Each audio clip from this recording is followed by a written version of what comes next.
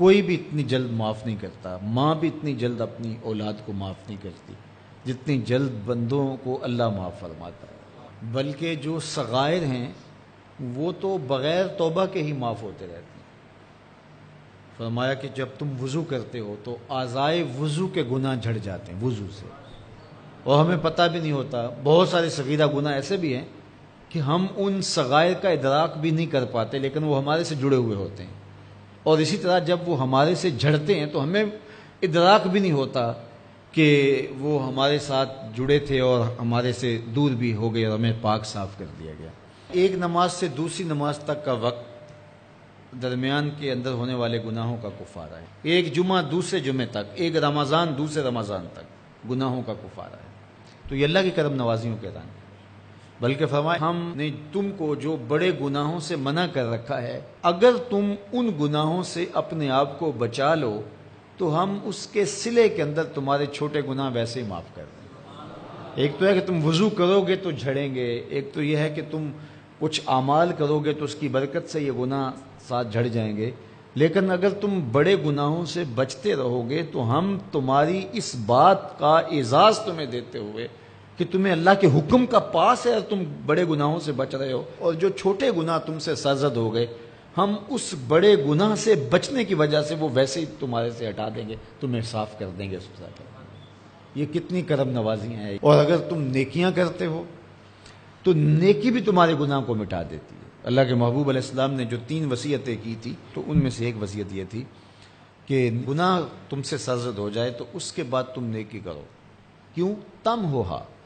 جو نیکی ہے وہ گناہ کو مٹا ڈالے گی۔ یہ کیسا اس کا الوہی انتظام ہے کہ ہمارے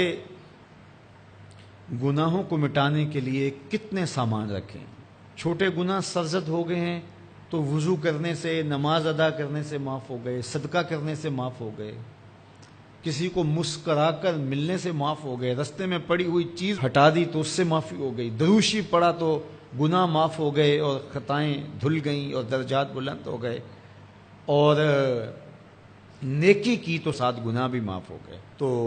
باقی رہی بات کہ کبیرہ گناہ، بڑی بڑی باتیں، تو شرک سے بڑی بات تو کوئی نہیں ہے، سب سے بڑا گناہ تو شرک ہے، لیکن اگر بندہ توبہ کر لیتا ہے تو اللہ شرک کو بھی معاف کر دیتا ہے۔ ایمان شرک سے برات کا اظہار ہے تو شرک بھی معاف ہو گیا، ورنہ شرک معاف نہیں ہے، اور باقی کبائر بھی توبہ سے، رجوع اللہ سے معاف ہو جاتے ہیں۔ یہ کتنی اس کی کرم نوازیوں کے رنگ ہیں کہ اس کے حضور جب آپ آ جائیں اور اپنی معذرت پیش کر دیں